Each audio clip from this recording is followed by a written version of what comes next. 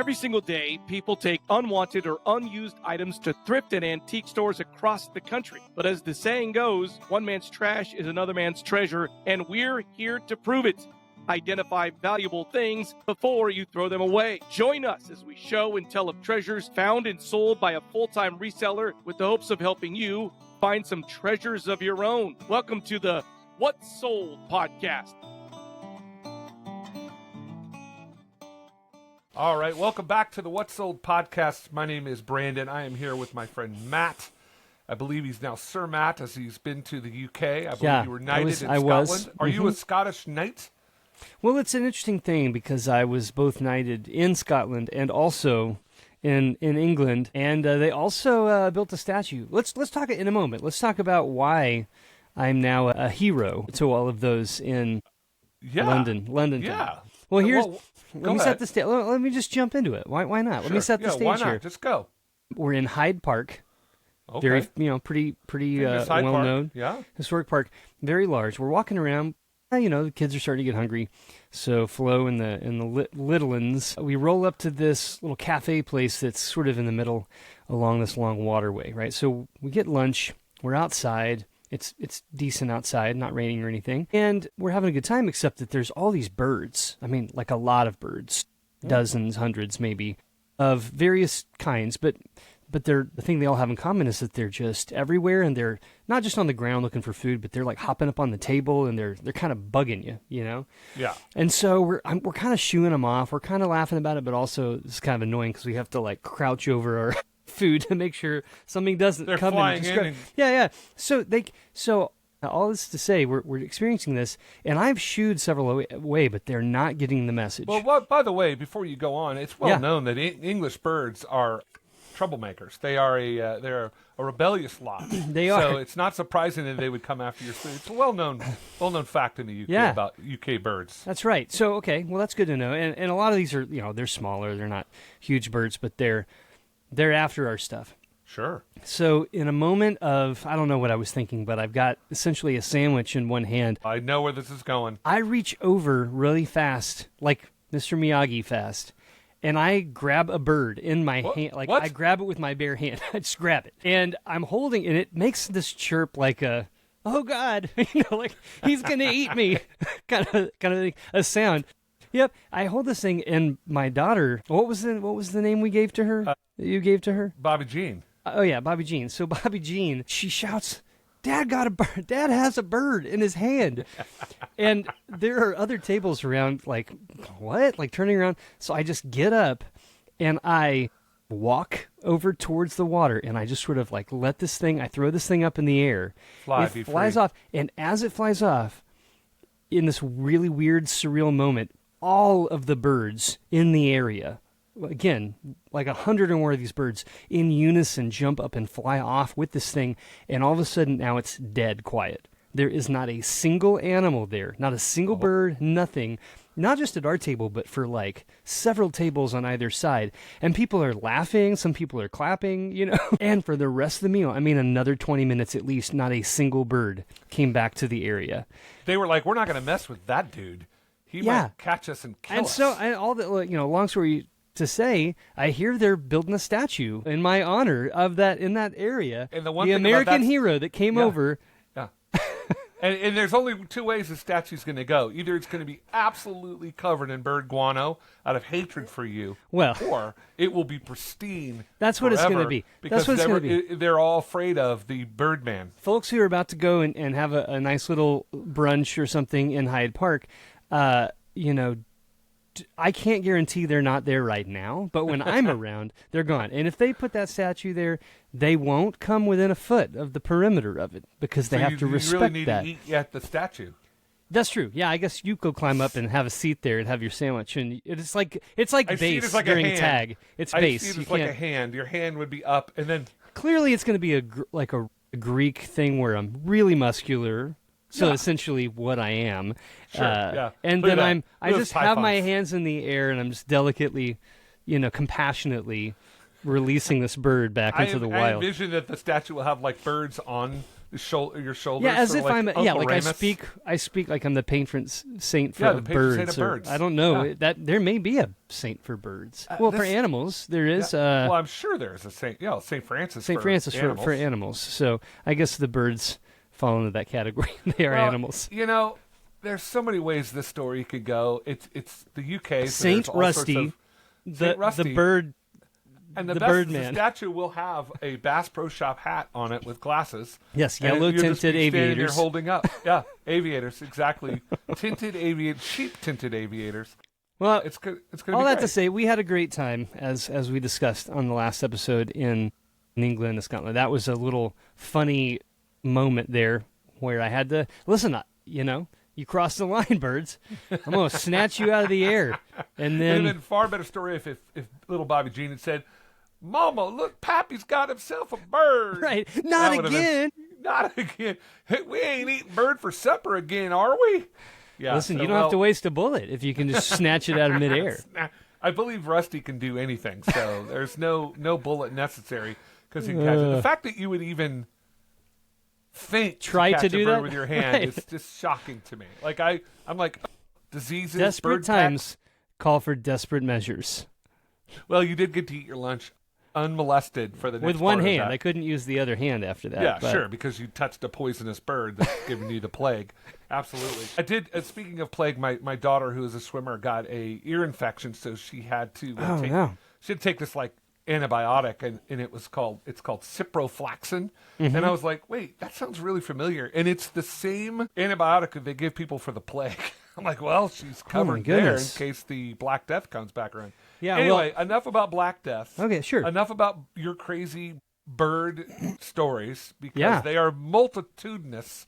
There's a plethora of your bird stories out there. The time you flew with the eagles. I mean, it's just a bottomless like, bag. Yeah, you will just keep getting down in there. It feels like Rusty would have lots and lots of bird stories of where he was I don't know. He carries his little binoculars with him everywhere he goes. I imagine it's like opera glasses though.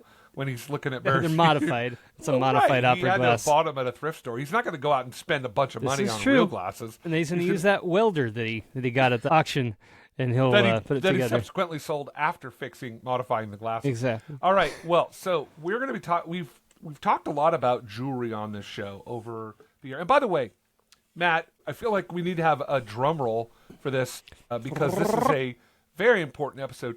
We just got an update from our the people that host our podcast, the service that hosts the brilliant, and I don't know what I believe there are some podcasts, the Peacock, the award for the podcast world. I believe we should be getting one soon, but we just passed our 10 downloads. So folks out there who are long-suffering fans of the show, thank you so much for listening. I believe we're closer to 20,000 more than that. We need to get to 20,000 a week, but we're on our way. But it's a big milestone for anyone that podcasts. Most podcasts last 3 to 5 shows and fold after a month. So hey, we're doing something here on the What's I feel like podcast. we're in the 90s at this point. We're somewhere out there. We're somewhere up there. Yeah, getting somewhere out there. So, all right. So today we're going to talk about costume jewelry. I have been fascinated by this because you're always rolling out these stories of, and even Bobby Jean said to me recently, she says, my dad buys jewelry for $3 and sells it for like $500. I'm like, wow, oh, your dad's impressive. It's ambitious. She's very impressed by you and your ability to take $3 items and turn them into gold. So she goes, my dad finds items and it turns out they're gold. Well, that is true sometimes, but I think that the concept my daughter has of money in general, like amounts, is a little bit off. If she, if she thinks I'm doing that kind of a flip, a $3 to $500, I mean, it has happened. And it is not common, but it's actually funny that you say that because that can apply to costume jewelry. By the way, out there, listeners, costume jewelry, generally speaking, is not typically as valuable as gold or silver, fine jewelry, right? That shouldn't surprise you. However, there are some pieces of costume jewelry out there that can sell for hundreds of dollars, if not into the thousands of dollars, and in some cases is worth more than the equivalent, like a gold ring or something, a piece of costume jewelry. So there is a lot of it out there, and there are some really good values. A lot of times when you're looking for it out there in the wild, you can find it in bags, in groups, or someone's getting at a yard sale and they just brought the whole, the little jewelry container All out. right, well, you're getting way ahead of yourself. All right. Sir. I would first, before we even do that, because this show's about me. This show's about my lack of knowledge and what I don't know. Please put me back on the right path. I have always kind of wondered, number one, I'm assuming I know where the derivation of the word the name costume jewelry comes from, but what is the difference between costume jewelry and, I guess, fine jewelry? I don't even know what we would call it. Well, it's not just black or white, meaning that in every case you could look at a piece and know definitively this is costume versus fine. But I think generally speaking, fine jewelry would refer to jewelry that's made out of a precious metal or a semi-precious metal, like gold or silver or platinum, something like that. And oftentimes will incorporate gemstones, not glass, not plastic or rhinestones, but genuine cut gemstones. That would be fine jewelry. Costume jewelry, it can in almost every way look the same, just aesthetically. But it's going to be made out of a cheap alloy. It's going to utilize plastic rhinestones or glass, that kind of thing. And a lot of times the designs for the costume jewelry are based off of the designs for whatever was popular fine jewelry at that time. So whatever the style is, they're doing it. You can find pieces by fairly popular costume jewelry, and and then if you look around, you could find the equivalent. It looks almost the same, but is going to be 20 times more expensive because it's got diamonds instead of rhinestones, for example, something like that. Okay. So costume is just a cheaper materials to create a piece of jewelry that mimics something that's valuable, that's more valuable. But it's not necessarily less valuable than fine jewelry per se, because if it was a very popular costume jewelry made by, I don't know, a certain artist that just used certain materials, yes, could technically fall into that category of costume jewelry, but it's actually worth more than some fine jewelry. Exactly. So that's a good point. Things that that are made by, say, an artist or someone can have more value than the average piece of costume jewelry. Jewelry that's produced or that was produced by certain brands that were boutiques, smaller, maybe they're no longer producing things that people look for. Those pieces can sell for quite a bit of money by themselves. And there are even a few. We should probably put some names out there if I was people going to say, want what to are know. some famous names of costume So, like, jewelry? Deliza and Elser is a producer that makes their own jewelry. That they have some that's called, that people refer to as Juliana jewelry. And the difficult thing about some of these is that they're not often marked on them, because the way that they marked that particular jewelry was just by a little paper and like hang tag off of it, right? So they didn't, stamp it on the piece itself. But then there are others like Crown Trifari or Eisenberg, or, there's a list. If you look online, just look up popular vintage costume jewelry brands, you're going to find that really fast. And so you can be looking around for those. The way you tell usually is you turn it on the upside down. So you're looking, if it's a ring, you look on the inside of it like anywhere. But if it's a brooch or a pin, or a pendant or something, you're going to turn that over on the back and take a look. To see what it says. If it's stamped with something indicating that maybe it's made out of silver or something, or if you're just looking for a maker's mark. And sometimes it's the whole name, and sometimes it's just letters or initials, but you can look that stuff up pretty easily. Okay, so let me ask you a question then. When I think about like fine jewelry, either it's a one-off piece, or maybe it's a line of pieces. They make a certain style. I think about Tiffany or whatever. Yeah. In costume jewelry, do they ever do it where they release just a few, so almost like collectors, they do it on purpose so that maybe there's only 100 of these pieces in the world, or do they pretty much always just have thousands and tens of thousands of pieces? I think some of the smaller ones had, but as far as I know, there were definitely like lines of jewelry within the broader scope of stuff that a company would produce, that maybe they would only do a particular style, or this is this year's production. Like, we've changed every few years, they change and they've got some new designs. But generally speaking, they were out. It was a volume game, right? They're not making fewer products that'll sell for more money per piece. They're producing mass amounts at a cheaper price, so that it's an alternative to spending a lot of money on a single thing. You can get a bunch of costume jewelry that looks the same from a distance, for the same or less money than buying one piece of fine jewelry. So they're usually more in the volume game of trying to produce a lot, sell a lot. Okay. Certain brands have, styles that are pretty common to that brand. Like I'll see a certain style of something and I'll kind of know, oh, this is probably a Coro piece, or oh, this is probably, Trifari. And then is that just because you've seen thousands of them? Yeah, tens of thousands of individual bracelets and necklaces and rings and brooches and pins and all of that. So, okay.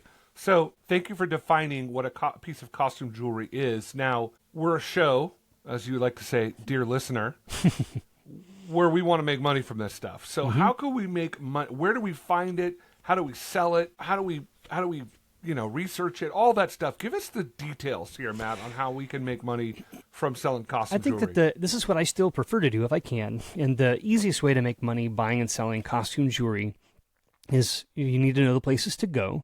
So the places I source for this kind of stuff at are online. I'll even source it on eBay itself. So I look for lots, like groups of items. It's more difficult to make money off of costume jewelry when you're just buying things piece by piece, because again, they don't sell for nearly as much by themselves usually as something like a fine piece of jewelry is going to sell for. You need to have more than just one or two things to leverage your expense on, because if it takes 3 months to sell that piece, then you're waiting a long time.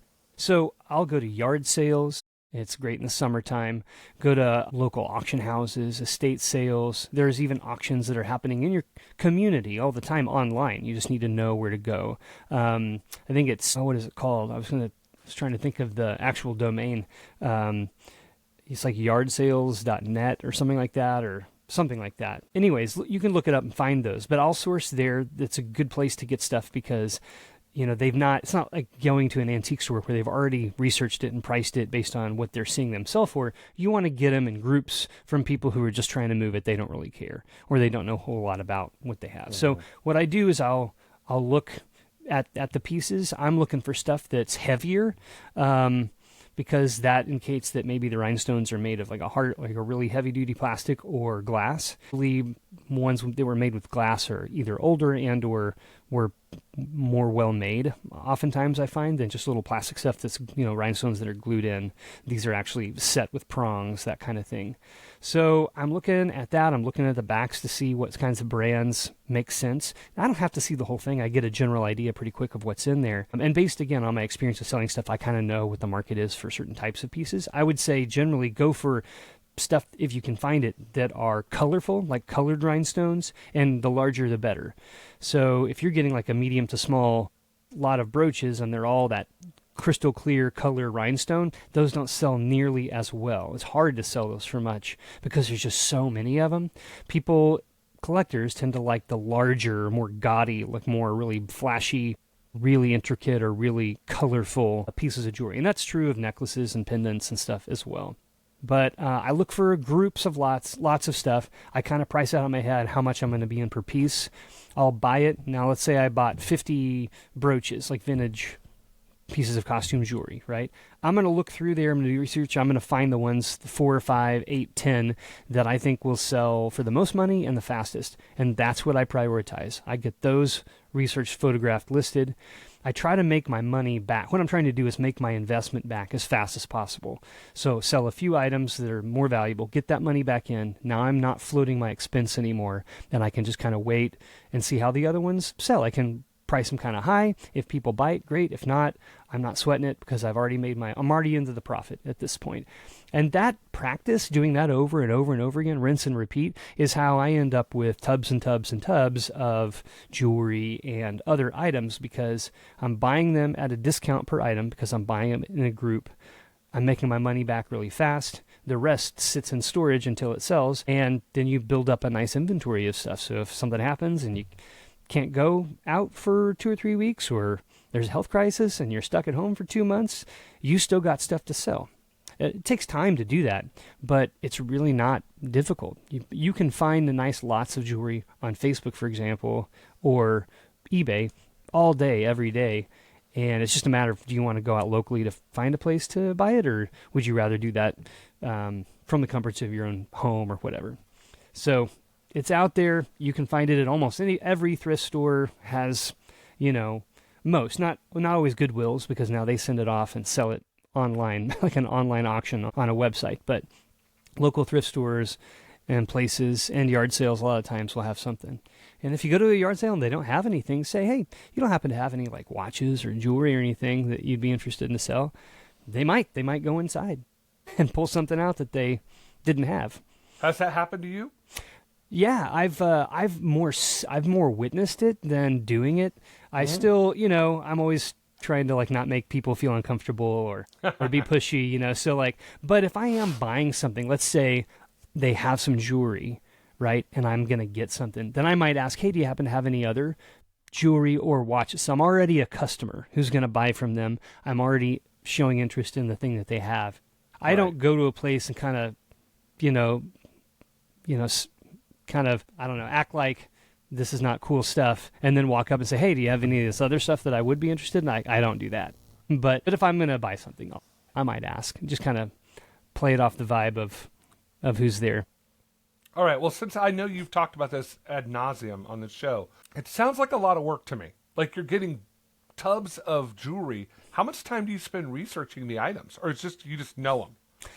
A lot less now because I know the brands and the things that bring the money. So it really the time it takes is essentially just sorting it. So putting stuff that has standalone value in its own pile, and then things that I'll put in similar groups together to sell that way. But what I'm doing it's like multi-purpose. I'm going through to identify the more valuable pieces so that I can separate it. I'm also looking to see if there's any silver or gold. I put that stuff aside because I'll sell that differently. And I'm identifying the highest value stuff. So it takes a little while, but I'm actually pretty quick because I know the brands. I don't have to research every brand I look at. Most of them I already know, and I've already had experience with it. Or it's costume pieces that are kind of cheaper. I've seen so many of them, so I know there's a lot out there. Those aren't going to be real easy to sell because there's a gajillion of them out there, Mm-hmm. So yeah, I'll just kind of go through that way and then photograph and stuff. But if you're going through and selling every piece by itself and having to research every single one and photographing every one, and in the beginning, it will take more time. You almost can't cheat the process a little bit of learning it, but you'll learn very quickly, as I did.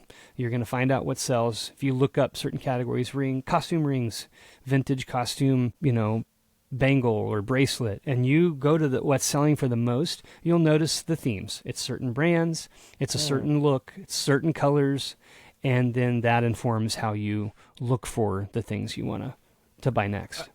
All right, you may not have an answer to this, but it just strikes me is that Etsy, which has sort of been known as this sort of artist center, but there's a lot of it's kind of become more of a place for freelance people, so people that do art, but also people that build websites or do things like that. Yeah, you find a lot of really you can sell antiques on there. You don't have to have made the thing that you're selling, actually. Right. So how do you think Etsy does in comparison to? I know eBay is the behemoth, the 10,000 pound gorilla in the room, but how do you think selling on Etsy would go?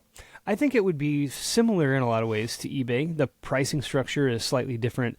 The system where you load your product in and give the details and stuff, the way that is organized is different. In some cases, Etsy requires more information than eBay. The setting up the shipping is a little different. But once you learn just the interface there that you're going to deal with on their website, the whole process is mostly the same. I think that eBay sells more just because I think they have more users and more buyers.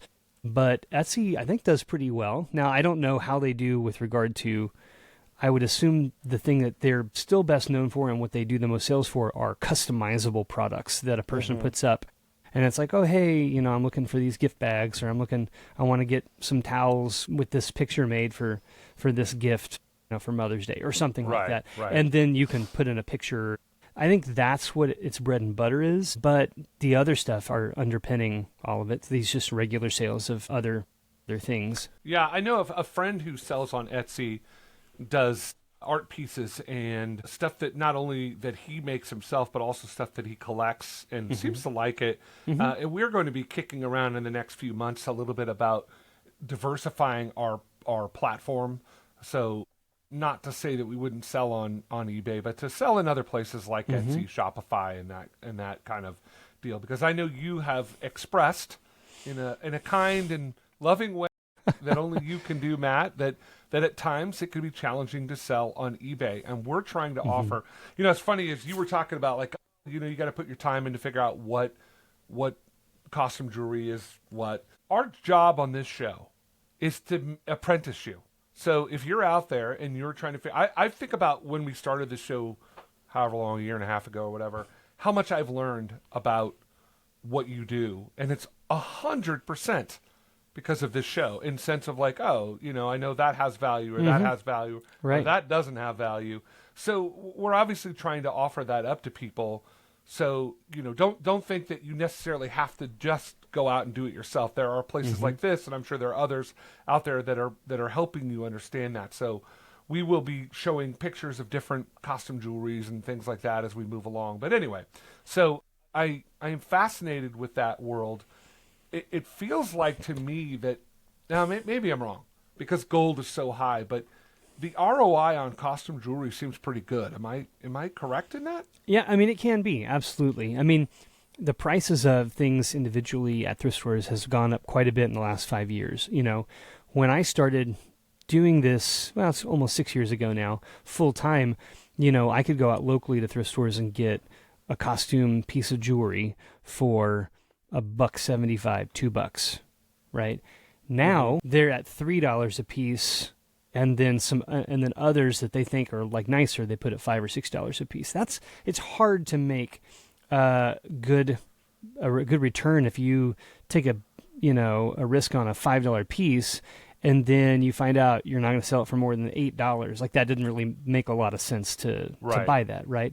So that's why you want to seek out, and you're going to do less going out and less spending time looking if you driving around and stuff to look for individual pieces than if you just search online for large lots. You'll have less trips you have to take, and you get more at a time when you do it. So that's how I like to do it. Try to find as large of a lot as I can, get the best price I can. And sometimes you'll go and you'll be there to pick up or buy some jewelry from somebody, and then you say, yeah, so like I sell things for a living. Do you happen to have anything else, like any fine jewelry, maybe coins, or do you have any watches or pocket knives? And then you're already there to buy from them, and they're like, yeah, I want more money. Let me think what else I can pull out for this person. I do that a lot when I go out to buy stuff, and more often than not, no one turns me down cold. They're like, yep, no, this is the only thing I'm willing to sell today.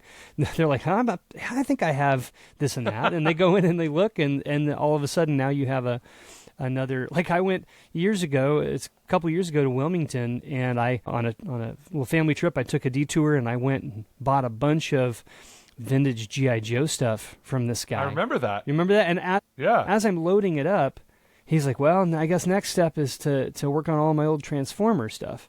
And I'm like, what was that? And so after... Say that again? Yeah, as soon as I get done getting there, it was actually... It was the G.I. Joe's, sorry, actually it was Star Wars first, was the stuff I bought. And then he was like my G.I. Joe and Transformers stuff. So I ended up buying another like 6 or 8 boxes and or tubs I believe you had to rent a vehicle to take it all home, and it didn't make Flo happy. I had to. I don't remember the part about Flo being unhappy. I'm just kidding. I did remember that. I stored it. All of it was in a large like tub pile in our friend's garage for like the next 3 or 4 days that we were there, and then I had to rent a U-Haul trailer to hitch onto our vehicle and pull home because. It was either here's where the fight came in. We were having a legitimate conversation about whether I should put the kids in the vehicle or the stuff that was bought to take back to sell. And that she didn't like that. She didn't put like them on that. a bus. They'll be fine. At that point, little Pete was probably 4. I mean, he was old enough to be able to get on a Greyhound bus and make it home. Oh, sure. That's right. We taught him all the skills at a very young age. Rusty's kids are going to have skills. Like knife fighting skills. Yes. Fire making skills. They keep a butter knife on their person at all times. Of course. It's always hidden. Of course. It just seems like that goes without saying. So one thing as I was listening to you and I was thinking about like everybody has costume jewelry.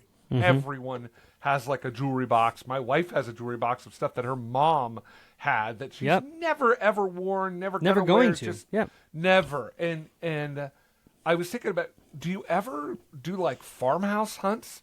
Does that, I know that show American Pickers where guys, they would go around. Does that stuff ever really happen? I mean, probably. I just haven't ever put any effort into it. I mean, if I just went to a small town and started going around to shops and asking questions, somebody would turn me on to somebody who has a place or would want something. Or if I just rolled around and went door to door, I'm sure. But that's just not, you know what I mean? That's not how I've been operating. And it would be fun. Shoot, if someone wants to reach out and turn this podcast into a show, I will absolutely go out and try to find some of those barns, and we'll make this a thing. Absolutely. The funny part about it, I just imagine Rusty going out. He's got his pro bass hat on, and he's just knocking on farmers' doors like, hey, y'all have any costume jewelry? Because I want to make you some money. You got any barn? I see a barn back there. Anything you could part with? The old farm equipment. I mean, geez, dude. An old farmhouse for Rusty is just a treasure trove of goodness. And then he finds that old rusted out Trans Am, and he's like, gonna make an impulse buy. He shouldn't do it, but it's tugging on his heartstrings. He's so mad, but he's like, that reminds me when I was 16 years old. Then he's going to have it out on blocks in the yard, where stuff's growing up all around it. Like that'll totally become him. I always do think it's interesting when you drive through the countryside and you see these old vehicles just like buried back in the woods. I'm like, oh yeah, why don't you just scrap it? I mean, you got to be worth something. So I don't know. Anyway, hurts to part with it. Yeah. Any other stuff on costume jewelry that we should know to make money from it? Because what we're going to do, I want to lay this out for folks. One of the things that struck me, Matt is so busy, he's head down, working hard, I like to say head in the cloud, right? Yeah, sure. He's out there just doing what he's doing. What I think about is, like, how would I recognize? So we're going to bring on some different costume jewelry brands and manufacturers to kind of give you an idea, not today, but in a future show or shows, I think it'll be more like shows, to give you an idea of what these things look like. We still are going to do a live show at some point. Yeah, we can even do it on Podbean. So we're going to do a live show once we can get it all together. Basically, the deal is, people, it's really hard to pin Matt down. He's like lightning in a bottle. He's out moving and shaking and grooving. So, any other stuff generally about selling costume jewelry to make us a fortune? Well, I would say that if you have a bunch of stuff that isn't terribly valuable or is damaged, don't throw it away. You can still make money off of that stuff. So you can sell that. You can sell that in groups on eBay, like in lots, to people who need those gemstones or those rhinestones to harvest and use for their own jewelry that's missing something.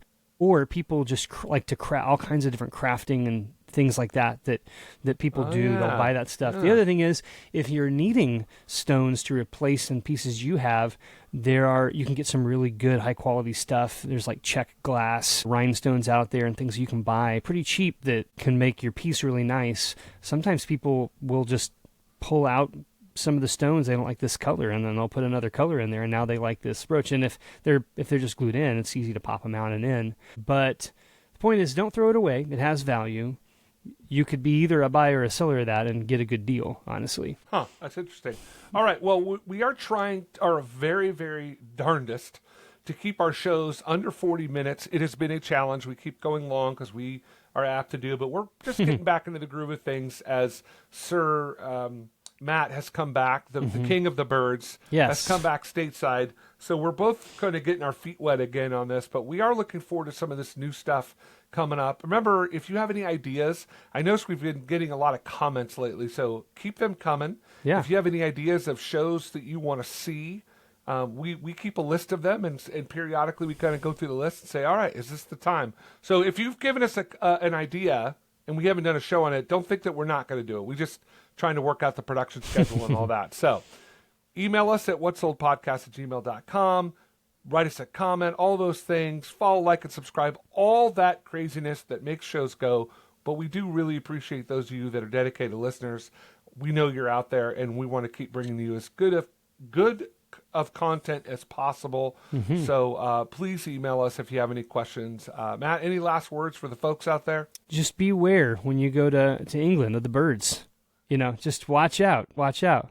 I love these when I give Matt the final word. I always sometimes it's like deep, Dewey, very, very powerful like comments about things he do. And then there's some times where he's just lighthearted, like King of the Birds that he is. That's right.